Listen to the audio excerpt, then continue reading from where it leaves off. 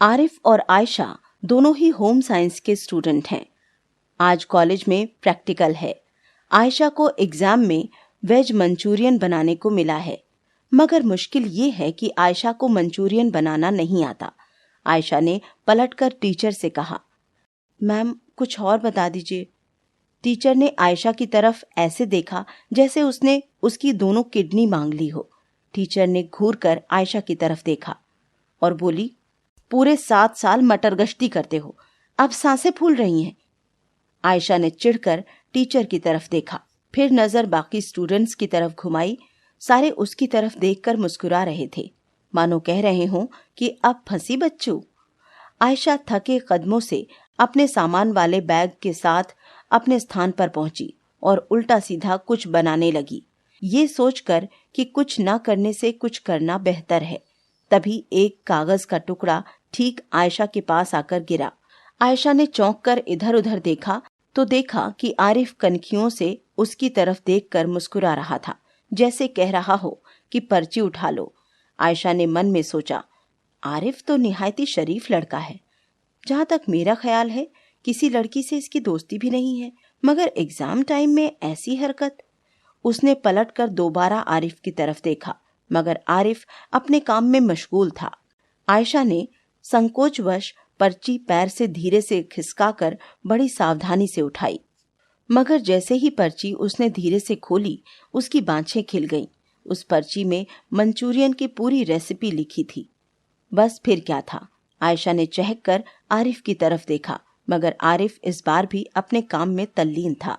आयशा ने बिना देर किए वेज मंचूरियन तैयार कर दिया। एग्जाम खत्म हुआ। टीचर ने सबकी बनाई चीजें टेस्ट की। अब बारी आयशा की थी। आयशा को देखकर टीचर ने अपने चश्मे के ऊपर से भौहें ऊंची करके आयशा से कहा, खुशबू तो बहुत बढ़िया है।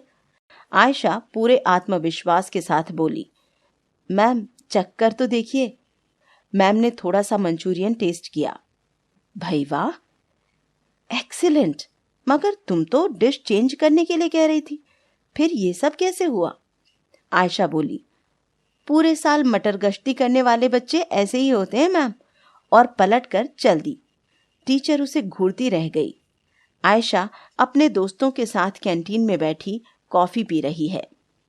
उसकी एक फ्रेंड कहती है, आयशा एक बात समझ में नहीं आई, जब तुझे मंचूरियन की रेसिपी आती नहीं थी तो तूने ये सब कैसे किया? आयशा बोली, ये राज की बात है, मगर तुम सब ने मेरी कोई हेल्प नहीं की, मेरी तरफ देखा भी नहीं। पता है मैं कितनी मुश्किल में थी। तभी उसने कैंटीन की खिड़की से देखा कि आरिफ गेट की तरफ जा रहा है।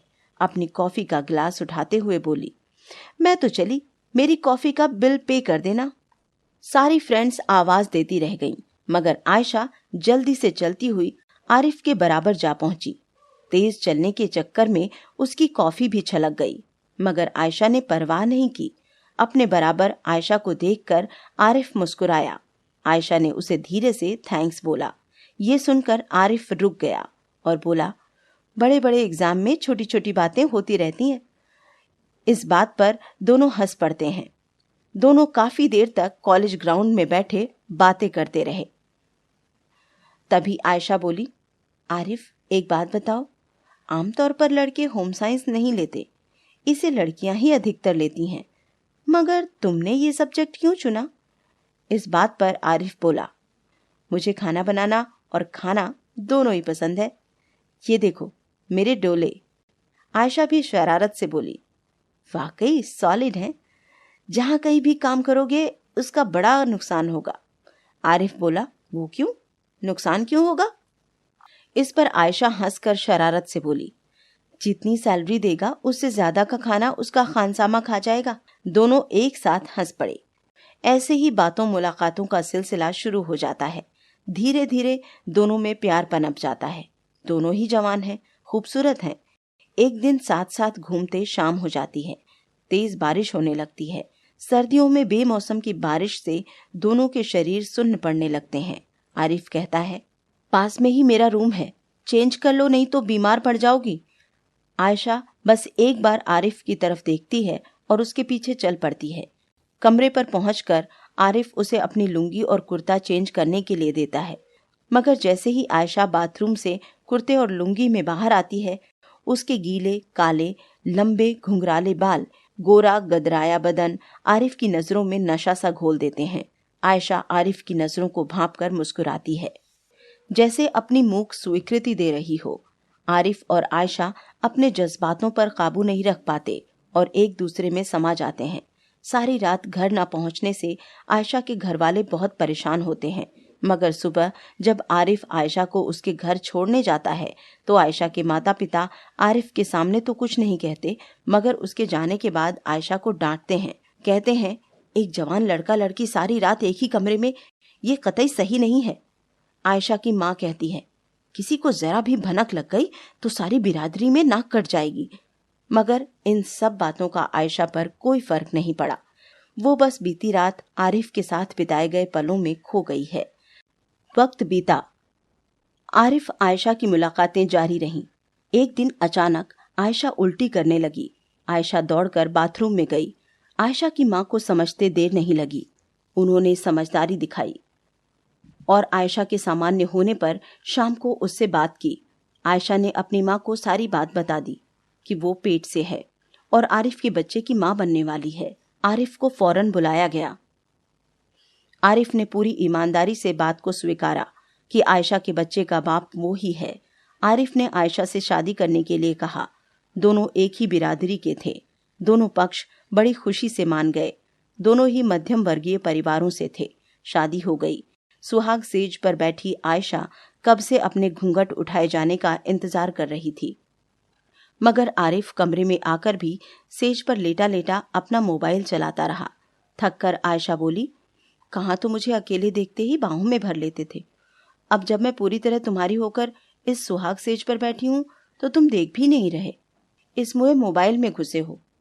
आरिफ शरारत से मुस्कुराकर बोला, देखी हुई फिल्म को कोई बार बार देखता है क्या?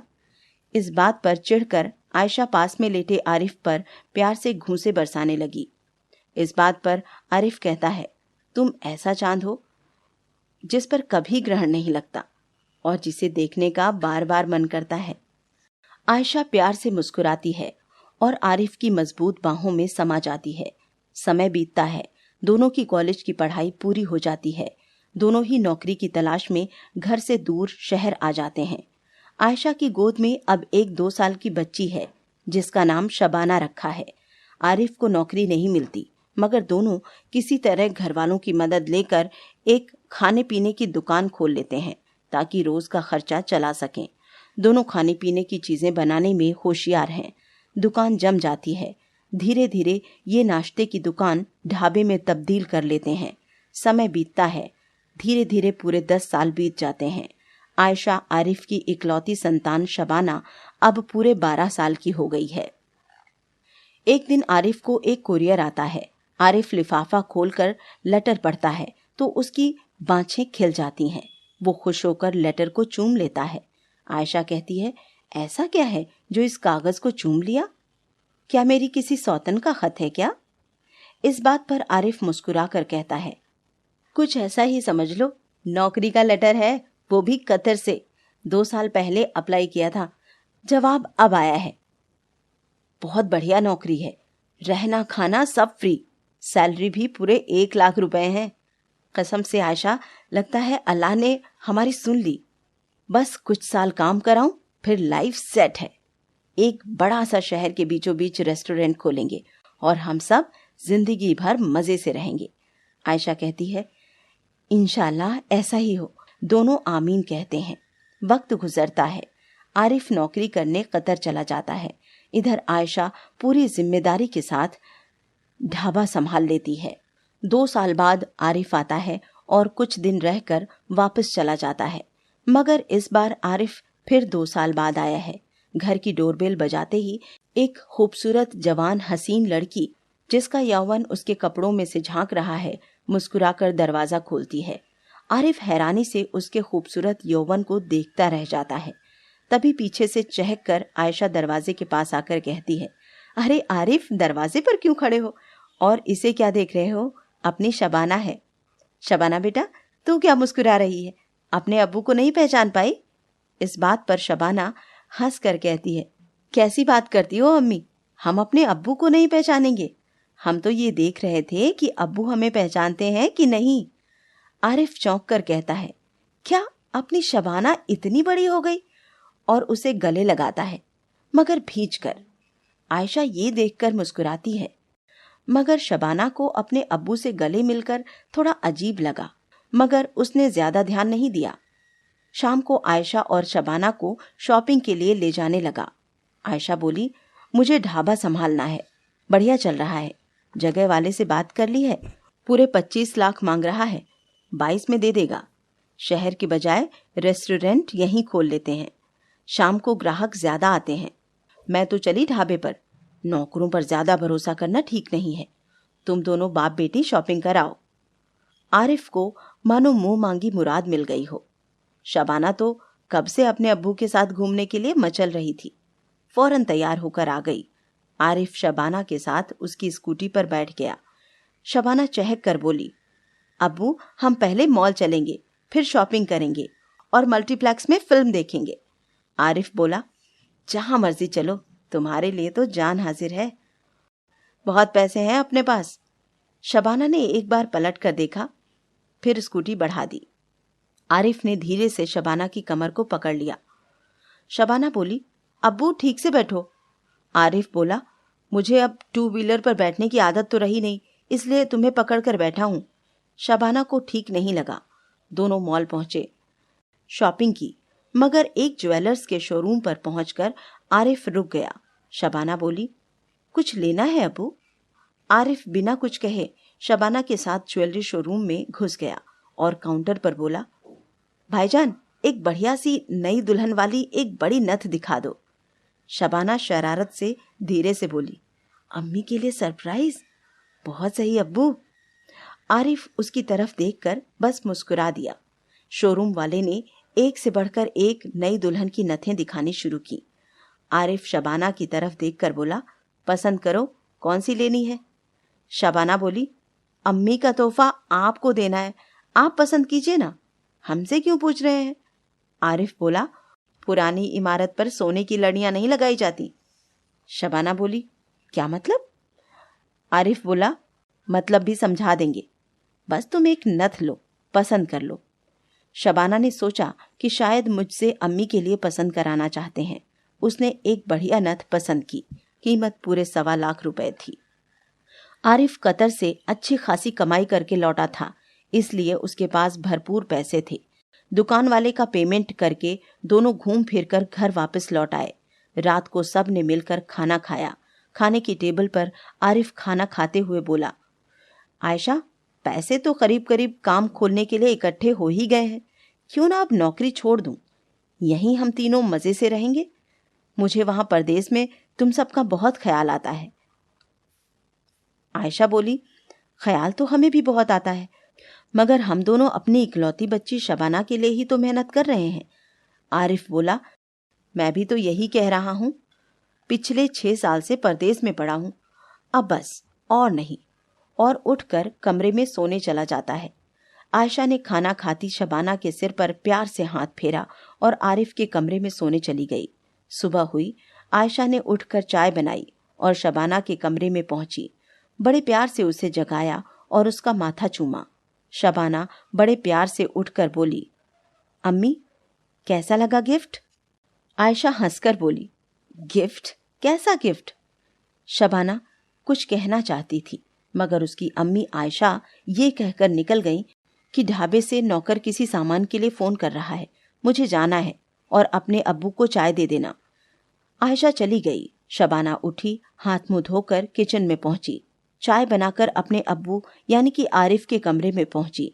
शबाना के बिखरे बाल, दूध जैसा खूबसूरत बदन नाइटी में से ऐसे झांक रहा था जैसे झीनी चादर से चांद। रात को सोते समय अलमारी से कपड़े निकालने में शबाना ने अपनी नाइटी के बजाय मम्मी की झीनी नाइटी पहन ली थी। ध्यान ही नहीं दिया था, मगर जैसे ही शबाना ने चाय की ट्रे अब्बू के सिरहाने रखे साइड स्टूल पर रखी और कहा, अब्बू चाय पी लीजिए, आरिफ ने उसकी बाह पकड़कर उसे अपनी तरफ खींच लिया और उसे चूमने की कोशिश करने लगा। शबाना जोर से चिल्लाई, ये क्या कर रहे हो अब्बू, छोड़ो मुझे। मैं बेटी हूं तुम्हारी। ये कहते ही आरिफ ने उसे एक झटके में छोड़ दिया और झेंपते हुए बोला, मैं समझा कि आयशा है। शबाना ने गुस्से से आरिफ की तरफ देखा और कमरे से बाहर निकल गई और अपने कमरे में आकर रोने लगी। थोड़ी देर बाद आरिफ तैयार होकर आयशा के पास ढाबे पर चला गया और आयशा को सारी बात बताई और बोला, तुम्हारे धोखे में मैंने शबाना का हाथ पकड़ लिया। तुम जरा शबाना को समझा देना। इतने सालों से परदेश में हूं, घर की आदत ही छूट गई है। आयशा ने कुछ देर सोचा कि मेरा मर्द अगर गलत नियत का होता तो इतने साल कतर में रहकर मेरे पास नहीं लौटता, वहां किसी से भी निकाह कर लेता। कमाऊ और जानदार मर्द के लिए लौंडियों की कमी है क्या? हो सकता है नींद में हो। आयशा कुछ नहीं बोली और आरिफ को गले पर बिठाकर शबाना के पास घर चली आई। शबाना अभी भी अपने कमरे में रो रही थी। आयशा ने शबाना को पुचकारा और समझाया कि आरिफ यानी कि तेरा अब्बू कोई बुरा आदमी नहीं है, मैं तो उसे कॉलेज से जानती हूँ। अपनी अम्मी के साथ कुछ देर बात करके शबाना सामान्य हो गई। रात हुई, तीनों खाना खाने लगे। तभी आयशा बोली, शबाना बेटी, सुबह तुमने किसी गिफ्ट का जिक्र किया था। तभी आरिफ फीकी हंसी हंसते हुए बोला, अरे हाँ आयशा, मैं गिफ्ट लाया था, अभी लाता हूँ। खाने की टेबल से उठा और कमरे में आकर शबाना को कोसते हुए धीरे से बोला, कमबख्त हाथ ही नहीं लगती। इतना महंगा तोहफा इस थकी हुई घोड़ी के लिए थोड़े ना लाया था। ऐसे तोहफे तो नई इमारतों पर जचते हैं। और नथ वाला पैकिंग डिब्बा फीकी हंसी के साथ आयशा को कमरे से बाहर आकर टेबल पर दे दिया। आयशा ने बेहद खुश होकर पैकिंग खोली और नथ देखते ही शर्मा कर मुस्कुराने लगी। शबाना भी धीरे से मुस्कुरा दी। तभी आरिफ बोला, आयशा, जरा शबाना को बोलना पहन कर दिखाए। आखिर एक दिन इसका भी तो निकाह करना है, हम भी देखें हमारी शबाना सोना पहनकर कैसी दिखती है। आयशा ने नथ शबाना को देते हुए कहा, अब मैं क्या पहनूंगी इसे, तू ही रख ले, बस जरा पहन कर दिखा दे कि कैसी लग रही है। पहले तो शबाना ने मना किया, मगर अपनी अम्मी के कहने से मान गई और भीतर जाकर शीशे के सामने खड़े होकर उस नथ को पूरा नाक से कान तक पहन कर आई। दुल्हन की नथ ऐसी ही होती है। मगर जैसे ही वो नथ पहनकर कमरे से बाहर आई, ना चाहते हुए भी आरिफ के मुंह से सुभान अल्लाह निकल पड़ा। आयशा ने चौंक कर आरिफ की तरफ देखा। आरिफ ने बात को संभालते हुए फौरन कहा, नथ शबाना पर फब रही है, और उठकर अंदर चला गया। भीतर आकर अपने सीने पर हाथ फेरते हुए बोला, क्या कयामती हुस्न पाया है इस लौंडिया ने, बिल्कुल जन्नती हूर लग रही थी। अब तो चाहे जो हो जाए, इसे हासिल करके रहूंगा। थोड़ी देर बाद आयशा भी बगल में आकर सो गई, मगर आरिफ के मन में एक योजना जन्म ले चुकी थी। सुबह उठते ही बोला, आयशा, क्यों ना हम लोग तुम्हारी अब्बू अम्मी के पास चले, काफी दिन हो गए उनसे मिले हुए। आयशा बोली, ख्याल बुरा नहीं है, मगर शबाना के कल से पेपर है। आरिफ बोला, एक दिन की ही तो बात है, आज चलते हैं, कल तक वापस आ जाएंगे। और अपनी शबाना कम से कम इतनी छोटी नहीं है कि खुद को संभाल न सके। एक दिन होता ही कितना है।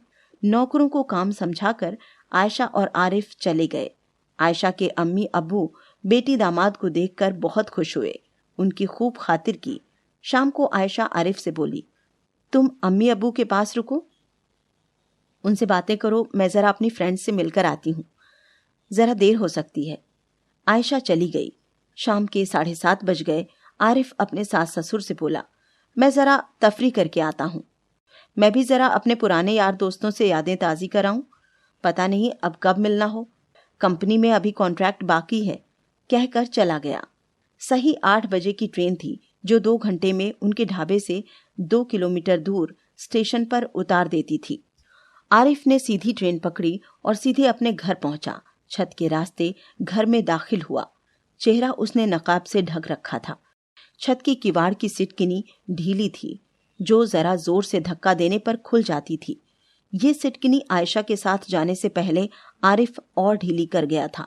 बड़े आराम से घर में दाखिल हो गया और सीधे आराम से सोती शबाना के कमरे में पहुंचा। नींद में उसके पैर घुटनों के ऊपर तक खुले थे। उसका भरा पूरा यौवन सांस लेने में बेहद कामुक लग रहा था। आरिफ मन ही मन बोला, आज इस भरी पूरी जवानी को कच्चा चबा जाऊंगा और सोती शबाना पर वो एक दरिंदा बनकर झपटा, मगर तभी पीछे से एक जोरदार चोट उसके सिर पर पड़ी। सर से खून बह निकला। लाइट जल गई, मगर जैसे ही उसने पीछे पलटकर देखा और भागने की कोशिश की, पीछे खड़ी आयशा ने एक और चोट उस मजबूत डंडे से उसके सिर पर की और कमरे का दरवाजा बंद करके दरवाजे के पास खड़ी हो गई। दूसरी चोट सिर पर पड़ते ही आरिफ गिर पड़ा। शबाना हड़बड़ा कर उठ बैठी और चीख पड़ी। आयशा बोली, घबरा मत, तेरी अम्मी अभी जिंदा है। और सख्त आवाज में बोली, कमीने, नीच, डायन भी एक घर छोड़ देती है, तू तो इसका बाप है, वो भी सगा। फेंक दे ये नकाब, मैं अब सब जान गई हूं। यही सोच रहा है ना कि मैं यहां कैसे पहुंची? कमीने, मैं अपनी फ्रेंड रुखसार को ट्रेन में बिठाने उसके साथ यूं ही चली गई थी, मगर वहां मैंने तुझे ऑटो से उतरकर ट्रेन की तरफ भागते हुए देखा। मैंने तुझे आवाज भी दी, मगर तूने अपनी जुनून में मेरी आवाज सुनी ही नहीं। मैं तेरे पीछे आई, तू सीधे ट्रेन में चढ़ गया। मेरा माथा ठनका कि रात को इस तरह ट्रेन में बैठने का क्या मतलब। ट्रेन चल पड़ी, मैं भी ट्रेन में चढ़ गई। हम दोनों इन लोकल ट्रेनों से अनगिनत बार लेट नाइट आए हैं और हम दोनों ही जानते हैं कि ना तो इस टाइम इसमें भीड़ होती है और ना ही चेकिंग। ये कहकर आयशा किसी शेरनी की तरह नीचे गिरे आरिफ की छाती पर सवार हो गई और शबाना से सख्त आवाज में बोली, इस कमीने के हाथ पांव बेड सीट से बांध दे। और आयशा ने अपने कपड़ों में छुपाया खंजर हाथ में निकाल लिया। आरिफ के सर से खून बहे जा रहा था। उसकी आंखों के सामने अंधेरा छा रहा था, फिर भी हाथ पांव चलाने की कोशिश करने लगा। आयशा ने सख्त आवाज में कहा, जरा भी हिला तो मैं ये खंजर तेरे सीने के पार कर दूंगी। इस बात पर आरिफ चिल्लाया, इस जरा सी लौंडिया के लिए अपने शौहर का खून करने पर आमादा है? मैंने क्या नहीं दिया तुझे? इस घर की एक एक चीज मेरी है, तो ये लौंडिया क्यों नहीं? आयशा चीखते हुए बोली, कमीने, इतनी गंदी बात करते तुझे शर्म नहीं आती? वो भी अपनी सगी बेटी के लिए। तब तक शबाना ने उसके हाथ ऊपर दरवाजे के हैंडल की तरफ और दोनों पैर बेड से बांध दिए। सिर पर डंडे की चोट तगड़ी थी, इसलिए बॉडी का कनेक्शन माइंड से नहीं हो पा रहा था और वो चाहकर भी अपने हाथ पांव नहीं चला पा रहा था, मगर बोल बराबर रहा था। आरिफ बोला, आयशा, मैं चाहता तो तुझे मरवा सकता था, उसके बाद इसे बड़े आसानी से हासिल कर लेता, मगर मैं तुझसे प्यार करता हूं, चाहता हूं तुझे। आयशा गुस्से से बोली, कमीने, प्यार का नाम लेकर प्यार को गाली मत दे। जो आदमी अपनी ही बेटी को इतनी गंदी नजर से देखता है वो इंसान नहीं, दरिंदा है। आरिफ बोला, तू मुझे चाहे कुछ भी कह ले, मगर बस मुझे इसके साथ एक बार अपने मन की कर लेने दे। इस बात पर आयशा गुस्से से चिल्ला उठी। शबाना ने ये देखकर टीवी ऑन करके वॉल्यूम फुल कर दिया ताकि आवाज पड़ोस में ना जाए। आयशा बोली, नीच, दरिंदे, मैं चाहती तो पहले ही खंजर से तेरा काम तमाम कर देती, मगर मैंने सोचा शायद तुझे अपनी इस जलालत भरी गलती का एहसास हो और तू अपने किए पर शर्मिंदा हो। मैं तुझे कतर भेज देती और शबाना का निकाह करने के बाद ही तुझे बुलाती, मगर तूने मुझे खंजर उठाने पर मजबूर कर दिया है। और गुस्से से चीखती आयशा ने आरिफ के सीने में तब तक खंजर से वार किए जब तक पीछे से आकर शबाना ने उसे नहीं झकझोरा और रोते हुए बोली, अम्मी, वो मर चुका है। खून से सने अपने हाथों और अपने कपड़ों को देखकर आयशा रोने लगी। थोड़ी देर बाद सामान्य होने पर आयशा ने फौरन आरिफ की जेब से फोन निकाला और अपनी अम्मी को फोन किया और कहा कि अम्मी, हम लोग वापस आ गए हैं। इस पर आयशा की अम्मी बोली, मगर आरिफ कहाँ है? तो आयशा बोली, गुसल खाने में नहा रहे हैं, उन्हीं के फोन से कॉल कर रही हूँ। आयशा की अम्मी फिर बोली, तुम लोग चले क्यों गए? रात को यहीं रहते, मैंने मटन बनाया था, आरिफ को बहुत पसंद है ना, इसलिए। आयशा बोली, अम्मी, शबाना घर पर अकेली थी और ढाबे पर नौकरों पर ज्यादा भरोसा ठीक नहीं। अच्छा, अल्लाह हाफिज। फोन कट जाता है। आयशा फौरन किचन से बड़ा छुरा लाती है और आरिफ की पूरी बॉडी का कीमा बनाकर एक बड़े भगोने में किचन में कोरमा बनाने के लिए रख देती है। शबाना से कहती है, सारे खून से सने कपड़ों को बाथरूम में जलाकर टॉयलेट में सारी राख ड्रेन कर दो और सारे खून के निशान धो दो, सारे दरवाजे के हैंडल साफ कर दो। और इस तरह सुबह दोनों माँ बेटी बिल्कुल सामान्य होकर स्टेशन की तरफ अंधेरे ही निकल जाती हैं और थोड़ा दिन निकलने पर ढाबे पर एक साथ पहुंचती हैं। ढाबे पर सुबह काम करते दोनों नौकर पूछते हैं, मालकिन इतनी सुबह स्टेशन की तरफ से कैसे आ रही हो? तो आयशा हंसते हुए कहती है, अरे आज शबाना के अब्बू की ट्रेन थी, शाम को उनकी फ्लाइट है ना, नई दिल्ली से कतर के लिए, बस उन्हीं को ट्रेन में बिठाकर आ रहे हैं। आयशा नौकर से कहती है, आज मैंने कोरमा बना दिया है, मगर इस अनाड़ी शबाना ने सब खराब कर दिया, मगर मैंने उसे सही कर दिया है। सही करते करते ज्यादा बन गया है, घर से उठा लाना। इस बात पर नौकर बोला, कोरमा तो मालिक को भी बहुत पसंद है, शायद उनके लिए ही बनाया होगा। चलो कोई बात नहीं, यहाँ तो चलता हुआ खोमचा है, सब चल जाएगा। उस दिन ढाबे पर सारे दिन कोरमा सब ग्राहकों ने बड़े चाव से खाया। 2 दिन बाद आरिफ की खाला आरिफ से मिलने घर आई तो आयशा ने कहा, वो तो परसों सुबह ही कतर चले गए। खाला लौट गईं। कुछ दिन बाद शबाना अपनी अम्मी से बोली, अम्मी एक बात पूछूं, उस दिन कपड़ों में से आपने खंजर कहाँ से निकाला? आयशा मुस्कुरा कर बोली, ढाबे पर बैठती हूँ, ट्रक वाले, रिक्शे वाले, शराबी, हर तरह के आदमी आते हैं। औरत जात हूँ, हथियार हर वक्त साथ रखना पड़ता है। आरिफ की कतर से कभी वापसी नहीं हुई, क्योंकि जो मर गया वो आएगा क्या, मगर ढाबा अब भी चल रहा है।